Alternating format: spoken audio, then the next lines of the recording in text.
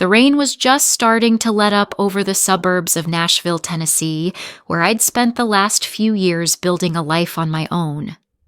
My hands gripped the steering wheel tightly as I drove to the country music bar for my older sister's birthday dinner. I'm Yola Kane, 30 years old, and I've worked as a store manager for a decade, scraping together every dollar to save for my future a modest house, maybe some travel one day. But that night, everything exploded. We were all seated around the table, the band playing twangy tunes in the background, when my older sister leaned in with a smug grin after her third drink. She raised her glass and announced to the whole family, "Thanks to Yola's savings, we're finally booking that family trip to Hawaii. It's about time her money went to something fun for us all." I froze my fork halfway to my mouth. What did she mean by her money? I'd given her access to my account years ago to help with joint family bills after Dad passed, thinking it built trust. But this, she laughed it off when I asked, saying, "Come on, Yola, you're single, no kids, no real expenses. That $30,000 is better off funding our vacation. It's family money now." My blood boiled. Right there with everyone staring, I pulled out my phone and dialed the bank's after-hours line. "I need to freeze my account immediately," I said into the receiver loud enough for the table to hear. My older sister slammed her hand down her face, turning red. "What are you doing? That's ridiculous. You can't just cut us off like that." But I didn't stop. The rep confirmed the transfers she'd siphoned off, most of it already for plane tickets and hotels. As the band hit a high note, I hung up and stood declaring, "This ends now. I'm done being your ATM." The shock on their faces was priceless, but the real drama was just beginning. If you've ever been betrayed by family over money, hit that like button and subscribe. For more real stories like this, drop your own experiences in the comments below. Driving home from that disastrous birthday dinner in Nashville, my hands shook on the wheel, not from the rain, but from rage. My older sister's words burned in my mind, my $30,000 earned through years of late shifts and skipped vacations was now family money for her Hawaii trip. I'd trusted her with access to my savings account after Dad died 3 years ago, thinking it would keep us close help with shared expenses like his funeral costs. What a mistake that was. Back at my apartment, I couldn't sleep. My phone buzzed with texts from my older sister, Yola Kane, dismissing my reaction at the bar. "Relax, Yola," she wrote. "It's just a loan. I'll pay you back after Hawaii." A loan. She didn't even ask. I pulled up my bank app, hands trembling, and checked the transactions. My stomach sank. Over the past 6 months, Yola had made dozens of transfers, some $50, others as high as $2,000. They added up to $25,000 gone. Plane tickets, hotel deposits, a fancy suitcase from some upscale retailer, all charged to my account, while I thought we were splitting family bills. Growing up in our modest Nashville suburb, Yola always acted like she was above our family. She'd roll her eyes when I'd bring home good grades, calling me Little Miss Perfect, while she partied and leaned on Dad's wallet. When I got a scholarship and moved out, she stayed married young and had kids, Quinn and Mindy. I thought Dad's death would bring us closer, so I shared the account to cover his funeral, medical bills, anything to keep us connected. Instead, Yola saw it as her personal fund. I remembered her snide comments when I'd visit Dad bringing groceries or helping with his meds. Always showing off Yola, she'd say, like my effort was an attack on her. I brushed it off then, thinking it was just her way. Now I saw it for what it was, jealousy, entitlement, a pattern she'd never outgrown. I called her the next morning, hoping for an explanation, maybe regret. "Yola," I said, voice steady despite my anger, "why didn't you tell me you were taking my money?" My older sister laughed, sharp and mocking. "Yola, you're making a big deal out of nothing," she said. "You don't have kids or a husband to support." "I do. That money was just sitting there. We're family, it's ours to share. I gripped the phone knuckles white. It's my money, Yola. I worked 10 years for it. I trusted you. She sighed, irritated. You're so selfish sometimes. Always acting like you're better because you're single and independent. Her words cut deep, dragging up memories of our childhood. When I was 10, Yola, 5 years older, would borrow my birthday cash for emergencies, never paying it back. Dad would say, "She's your sister Yola, help her out." I did every time, hoping she'd see me as more than the quiet kid in her shadow. When Dad got sick, I took care of him, driving to appointments, paying bills, while Yola showed up late with excuses. "I've got kids, Yola," she'd say, as if I wasn't juggling work and grief. I thought giving her account access would show I cared, that we were a team. Instead, she saw me as a resource to exploit. At work that day, managing my store, I couldn't focus. Customers noticed my distraction, and my assistant had to cover when I messed up a restock order. My mind kept replaying Eula's smug grin at the dinner, her casual claim to my savings.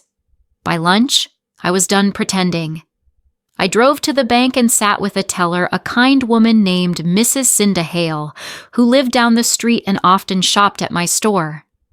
I asked for a full statement. The numbers confirmed my fears, only $5,000 left. Yola had drained it bit by bit without a word. Mrs. Cinda frowned at the records. "This doesn't look right, Yola," she said, her voice low. "These transfers weren't authorized by you, were they?" I shook my head, too angry to speak. Mrs. Cinda pushed a stack of forms across the counter. "You need to lock this account down," she said. "Revoke her access now." I filled them out, my pen shaking, and the bank froze what was left. But it wasn't enough. I needed to confront Yola again to understand how she could justify this. That evening in my kitchen, I called her. "Yola, I saw the statements," I said. "You took $25,000. How could you?" My older sister didn't hesitate. "You're blowing this out of proportion," she snapped. "I needed it. My kids deserve a vacation, not your boring little dream house. You'll get over it." Her husband, Norris Gray, got on the phone, his tone patronizing. "Yola, calm down," he said. "Eula's under stress. Raising kids is hard. You wouldn't get it. Just let this go. Let it go." I felt like I'd been slapped. My own family treating my life's work like it was theirs to spend. I hung up, heart pounding, and sat on my couch staring at the walls of my small apartment. This wasn't just about money, it was about respect, trust, and years of Yola acting like I owed her something because I didn't have her responsibilities. The next day, my nephew, Quinn Gray, called, his voice small. "Aunt Yola," he said, "Mom says you're mad at us and don't want us to go on our trip." My heart broke, but I knew Yola had coached him. She'd always used guilt to get her way, even when we were kids. "Quinn," I said gently, "this is between me and your mom. I love you, but she made a choice that hurt me." He mumbled a goodbye, and I knew Yola was listening, using her kids to manipulate me again. That night alone, I realized how deep this betrayal ran. Yola hadn't just taken my money, she'd taken my trust, my sense of family. I'd spent years trying to prove I was a good sister, sacrificing my time, my savings to keep us connected. But Yola only saw what she could take. The money was gone, but the real loss was the illusion I'd held onto that we were ever a real family. The realization hit me like a ton of bricks that night in my apartment, but I wasn't done fighting. I grabbed my keys and drove back to the country music bar where the birthday dinner had turned into my breaking point. The place was still buzzing with patrons, the band strumming a sad country ballad that fit my mood perfectly. I spotted Yola and Norris at the table laughing with a few friends as if nothing had happened. My niece, Mindy Gray, 7 years old, was coloring on a napkin, and Quinn was playing on his phone. I marched over my face hot with anger and slammed my bank statement printout from earlier on the table.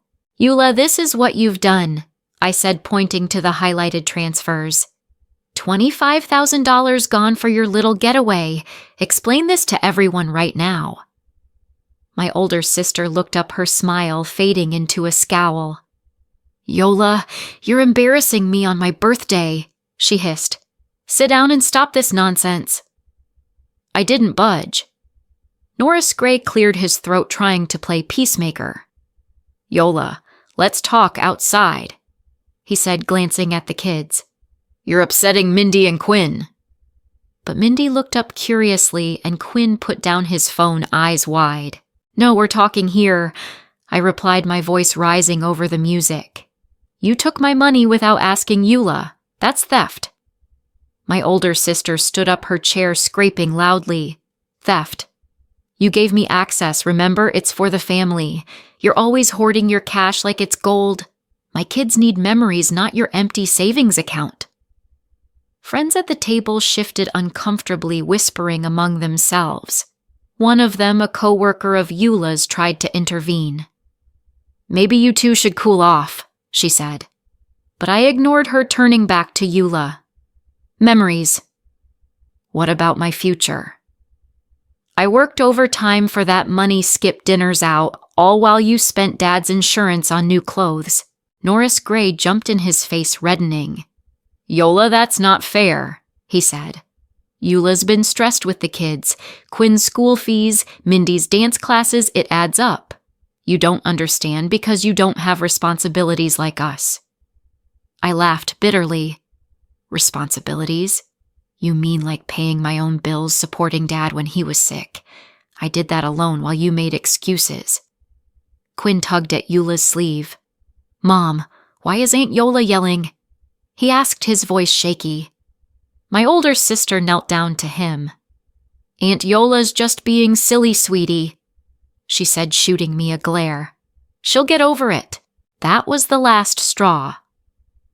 I pulled out my phone again, dialing the bank's fraud line, this time putting it on speaker. "I'd like to report unauthorized transfers from my account," I said to the rep loud enough for the table to hear. The rep asked for details, and I listed the dates and amounts, all while Eula's face turned pale. "Yola, hang up right now," she demanded. "You're ruining my birthday." Norris Gray grabbed my arm. "This is insane," he said. "We're family, don't do this." I shook him off. "Family doesn't steal Norris. You knew about this, didn't you?" He looked away, guilty. Mindy started crying, clutching her coloring page. "Aunt Yola, stop," she whimpered. My heart ached, but I couldn't back down. The rep confirmed the freezes and advised me to file a police report if needed. I hung up and looked at Yola. "It's done. No more access. Pay me back or I'll take legal steps." My older sister exploded. "Legal steps. You're dead to me." "Yola," she shouted, drawing stares from nearby tables. "After everything I've done for you, covering for you when you were a kid, letting you play with my things. You're ungrateful." Friends murmured, one pulling her aside. Norris Gray gathered the kids. "We're leaving," he said, glaring at me. "You've gone too far." As they packed up, Quinn turned to me. "Aunt Yola, are you mad at Mom?" he asked. I knelt down. "Quinn, your mom made a bad choice," I said softly. "I love you and Mindy, but I can't let this go." Yola snatched his hand. "Don't talk to my kids?" she snapped. They stormed out, leaving me standing there with the bill and a table of awkward friends. I paid and left the music fading behind me. But the drama didn't end there. Back home, my phone lit up with calls from Eula's number. I ignored them, but Norris Gray texted, "You humiliated us. Think about the kids." I blocked him. Then Mindy's voice message came through, probably prompted by Yola. "Aunt Yola, please don't be mad. I want to go to Hawaii." She said, her voice tiny. It broke me, but I knew it was manipulation. The next day at work, rumors had spread Yola had posted on social media about ungrateful siblings. Customers whispered and my boss pulled me aside. "Everything okay, Yola?" she asked. I nodded, but inside I was seething. I called Dr. Leland Peck, my therapist from Dad's death, for an emergency session. "This is betrayal on a new level," I told him. Dr. Leland Peck nodded. "You've set a boundary," he said. "Now hold it." I left feeling empowered, but Yola wasn't done. She showed up at my store during lunch rush. "Yola, we need to talk," she said, ignoring customers. "You can't freeze the account. I need that money for the trip deposits." I pulled her to the back room. "It's my money, Yola. Pay me back." My older sister crossed her arms. "Or what, you'll sue your own sister." I met her gaze. "If I have to." She left in a huff, but not before texting Norris Gray, who called me later. "Yola's crying," he said. "The kids are asking why Aunt Yola hates them. Fix this." I hung up. That evening, Mrs. Cinda Hale knocked on my door with a pie. "Heard about the dinner," she said. "You did the right thing." I broke down telling her everything. "They're using the kids against me," I said. Mrs. Cinda hugged me. "That's low. You deserve better." Her support was a lifeline in the chaos. The high point came when Yola emailed a family update to relatives painting me as the villain who ruined her birthday. Aunts and cousins called some siding with her, others with me. One cousin said, "Yola's always been like this, taking what she wants." It validated my feelings, but the pain lingered. Quinn and Mindy's faces haunted me, but I knew giving in would mean more theft, more manipulation. I contacted Mr. Grover Tate, a lawyer Mrs. Cinda recommended, to explore options for recovering the money. "This could be fraud," he said, reviewing the statements. "We'll send a demand letter first." I agreed, signing the papers with a steady hand. As the week ended, Yola's silence turned to threats. "You'll regret this," she texted before I blocked her. The birthday dinner had been the spark, but this was the fire burning away the toxic ties I'd clung to for too long. Sending that demand letter through Mr. Grover Tate felt like the final nail in the coffin, but it was only the beginning of my resolve to cut ties completely. I sat in my living room the next morning staring at my phone as it buzzed with notifications from relatives responding to Yola's family update email. Some sympathized with me, others urged reconciliation, but I knew better. No more excuses, no more guilt trips. I opened my contacts and blocked Yola's number, then Norris Gray's, and even the kids' shared tablet. Painful as it was, I couldn't risk more manipulation through Quinn or Mindy. Mr. Grover Tate called to confirm the letter had been sent via certified mail. "Yola has 30 days to respond." He said, his voice professional. "If she doesn't repay, we can file a small claims suit." I thanked him and hung up, feeling a weight lift for the first time in days. But Yola didn't wait for the letter. She showed up at my apartment that afternoon, banging on the door. "Yola, open up!" she yelled. I peeked through the peephole, seeing her red-faced and fuming. "I know you're in there. We need to fix this." I didn't answer, but she kept pounding. Neighbors glanced out their windows, and I texted Mrs. Cinda Hale down the hall. "She's here," I wrote. Mrs. Cinda replied quickly, "On my way." My older sister switched to shouting through the door. "You're really doing this, Yola, suing your own sister over money. What would Dad say?" I clenched my fist, tempted to yell back, but stayed silent. Mrs. Cinda Hale arrived minutes later, her pie tin from last night still in hand as an excuse. "Yola, you need to leave," she said firmly through the door. "Yola doesn't want to see you." Yola turned on her. "Mind your own business, old lady," she snapped. But Mrs. Cinda didn't back down. "I'm calling the police if you don't go." Yola cursed under her breath and stormed off, but not before texting Norris Gray, who forwarded a message to me from an unknown number. "You humiliated us. Think about the kids." That evening, Norris Gray tried a different tactic, emailing me from his work address since I'd blocked his phone. "Yola's devastated," he wrote. "The kids are confused. Quinn asked why Aunt Yola doesn't love them anymore. Come over for dinner, we can work this out." Attached was a photo of Mindy holding a drawing labeled, "For Aunt Yola." My heart twisted, but I saw it for what it was, another guilt play. I forwarded the email to Mr. Grover Tate. "This counts as harassment?" I asked. He replied, "Document everything. No contact means no response." I deleted the email and set up filters to block their domains. The fallout spread quickly. At work the next day, a customer who knew Yola from church approached me at the register. "Your sister says you're tearing the family apart," she whispered. I forced a smile. "Family shouldn't steal," I replied, handing her change. Word got around Nashville's tight-knit community, and soon friends distanced themselves, some unfriending me on social media after Yola's posts. One mutual friend texted, "Yola's hurting Yola. Give her a chance." I didn't reply. Instead, I focused on rebuilding my finances, applying for a side gig delivering groceries to replace the lost savings. Dr. Leland Peck's next session helped solidify my decision. "Cutting contact is self-protection," he said, noting my progress. "You've endured emotional abuse for years." I nodded, recalling how Yola always minimized my achievements, turning them into burdens. "She's right about one thing," I admitted. "I am independent, and that's my strength now."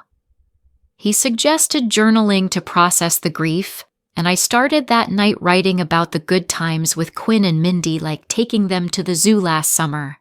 It hurt, but I knew staying connected meant more theft, more drama. A week later, Yola tried through our aunt, who called pleading. "Family is family, Yola," she said. "Forgive and forget." I hung up and blocked her, too. Then came the demand letter's response. Yola's lawyer countered with a letter denying everything, claiming the transfers were gifts. Mr. Grover Tate laughed when he read it. "This won't hold up," he said. "We'll proceed to court if needed." I authorized it, ready for the fight. Meanwhile, I changed all my passwords, opened a new account, and even updated my emergency contacts to include Mrs. Cinda Hale instead of Yola. The kids' birthdays came and went without invites, and I sent gifts through the mail only to have them returned unopened with a note from Yola. "Don't bother." It stung, but I donated the toys to a local shelter instead. Mrs. Cinda Hale invited me to her family barbecue, introducing me to her friends as the strong one who stood up. Their support filled the void, showing me family could be chosen. Work picked up too. I got a promotion after covering extra shifts, boosting my savings again. Months passed with no contact, and the peace was liberating. Yola's threats faded, replaced by radio silence. I heard through the grapevine she'd canceled the Hawaii trip, blaming family issues. Good, I thought, no more profiting off my back. The decision to cut ties wasn't easy, but the consequences proved it right. Freedom from manipulation, space to heal, and a life on my terms. With the ties severed and the demand letter hanging over Yola like a dark cloud, I stepped into a new chapter of my life in Nashville, one where silence replaced the constant drama. The first few weeks were tough, waking up to an empty inbox, no more accusatory texts or guilt-laden voicemails. I threw myself into work, taking on extra hours at the store to rebuild my savings. My promotion came through, giving me a small raise that helped chip away at the financial hole Yola had left. I opened a high-yield account, depositing every spare dollar, and watched the balance grow slowly but steadily. Mrs. Cinda Hale became my anchor in those early days. She'd stop by after her shifts, bringing homemade soups or just company. "You're stronger than you know, Yola," she'd say, sharing stories of her own family rifts. One evening, she invited me to a local art class at the community center. "You need a hobby," she insisted. I hesitated but went anyway. That's where I rediscovered painting something I'd loved as a kid, but abandoned amid life's chaos. My first canvas was messy, a swirl of blues and grays reflecting my emotions, but it felt therapeutic. I signed up for weekly sessions meeting new people who didn't know my backstory, just saw me as Yola, the enthusiastic beginner. Dr. Leland Peck's sessions shifted from crisis management to growth. "How are you filling the void?" he asked in one appointment. I told him about the art class, the side gig deliveries that got me out exploring Nashville's neighborhoods. "I'm building routines," I said. He nodded approvingly. "That's progress reclaiming your time." Journaling became a nightly ritual where I'd write about small victories, a successful store inventory, a compliment on my painting, or simply enjoying a quiet coffee without dread of family calls. The grief over Quinn and Mindy lingered, but I channeled it into volunteering at a kids' art program, helping little ones express themselves without the baggage. Socially, my circle expanded beyond work. Mrs. Cinda Hale introduced me to her book club, a group of women who met at a cozy cafe near the suburbs. We discussed novels about resilience and betrayal, and I shared bits of my story without diving deep. "Sounds like you dodged a bullet," one member said after I mentioned the basics. Their empathy was refreshing, no judgment or pressure to forgive. I started hosting casual dinners at my apartment, inviting them over for takeout and laughs. For the first time, I felt chosen, not obligated. Financially, things stabilized.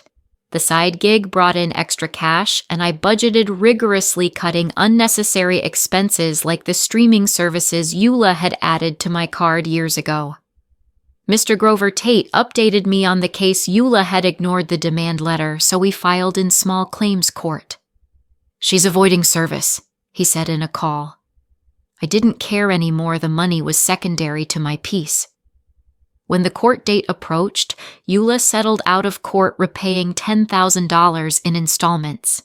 It wasn't the full amount, but it closed the chapter. I deposited it straight into my new account, vowing never to share finances again. As months turned into a year, the absence of Yola's chaos allowed me to thrive. I exhibited my paintings at a local gallery show, selling one for a modest sum that I used to buy better supplies. Work promoted me again to regional supervisor, involving travel to nearby stores, adventures that filled my weekends. I adopted a cat from the shelter, naming her Luna, and our quiet evenings became my sanctuary. Mrs. Cinda Hale and I grew closer, like the family I'd lost. We'd walk the neighborhood trails, talking about life beyond drama. Occasional reminders surfaced, a holiday card from a distant cousin mentioning Yola, or spotting a Hawaii postcard in a shop. But they didn't sting like before. I heard through mutual acquaintances that Yola had moved on, posting about toxic people on social media, but I didn't check. Quinn and Mindy's faces popped into my dreams sometimes, but I sent anonymous donations to their school fundraisers, keeping distance. Dr. Leland Peck scaled back our sessions. "You've rebuilt beautifully," he said in our last one. I agreed. The cut had healed into strength. Life after the cut was fuller, freer. I traveled solo to a nearby lake for a weekend getaway, painting sunsets and reflecting on how far I'd come. Nashville's music scene became my playground. I'd catch live shows with new friends, dancing without worry. The void Yola left was filled with genuine connections, self-reliance, and joy I hadn't known was possible. Cutting ties wasn't just survival, it was rebirth. 2 years after that explosive birthday dinner, I stood in the middle of my new life in Nashville, surrounded by a peace I never thought possible. The chaos of Yola's betrayal had faded into a distant memory, like a song you can't quite recall the tune to. My apartment, once a place of restless nights, was now a haven of color walls adorned with my paintings, shelves lined with books from the club Mrs. Cinda Hale introduced me to. Luna. My cat purred on the couch, her warmth a quiet reminder of the home I'd built for myself. My days were full not with drama, but with purpose. The regional supervisor role kept me busy traveling to stores across Tennessee, meeting new teams, and learning the quirks of each location. I'd drive through rolling hills, windows down, letting country music fill the car, feeling alive in a way I hadn't before. Weekends were for painting not just at the community center, but in my own space, creating landscapes that captured the serenity I'd found. A local coffee shop even displayed my work, and when a second painting sold, I used the money to fund a trip to Memphis where I walked Beale Street soaking in the music and freedom. Mrs. Cinda Hale remained my rock, our walks now a weekly ritual. We'd stroll through Nashville's suburbs, sharing stories over coffee at a diner near the old country bar. She'd laugh about her grandkids, I'd talk about my latest project, and we'd avoid the past. Once she mentioned hearing Yola had moved to a new neighborhood, still posting vague complaints online. I nodded but didn't ask for details. I didn't need them. My world was complete without her. The legal battle wrapped up quietly. Mr. Grover Tate called one morning to say Yola's final payment had cleared, bringing the total repaid to $15,000. It wasn't everything, but it was enough to close the case. I deposited the funds into my savings, now growing steadily, thanks to my side gig and careful budgeting. Dr. Leland Peck in our final session smiled as I recounted my progress. "You've redefined family," he said. I agreed family wasn't blood. It was the people who showed up without strings attached. Occasionally, I'd think of Quinn and Mindy wondering what they were told about me. I sent them birthday cards through a mutual cousin, but never got a reply. It hurt, but I'd made peace with it. My volunteering at the kids' art program filled that gap, watching young faces light up as they painted. One girl, shy but talented, reminded me of myself at her age, and I poured my energy into encouraging her, knowing I could make a difference without the baggage of my old family.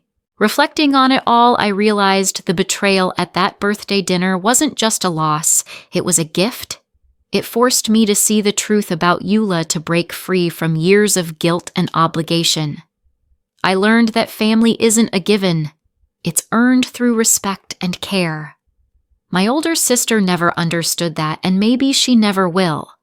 But I don't need her to. I've built a life surrounded by people who value me for me, not my bank account. So here's the lesson I want to share. Sometimes the hardest choice, cutting off someone you love, is the only way to protect yourself. Don't let guilt hold you back from setting boundaries. If someone takes from you without remorse, whether it's money or trust, they don't deserve your loyalty. Walk away, rebuild, and find the people who lift you up. You're worth more than being someone's ATM. To everyone listening, thank you for hearing my story. If it resonated, please hit that subscribe button and share your own experiences in the comments below. I'd love to hear how you found your strength.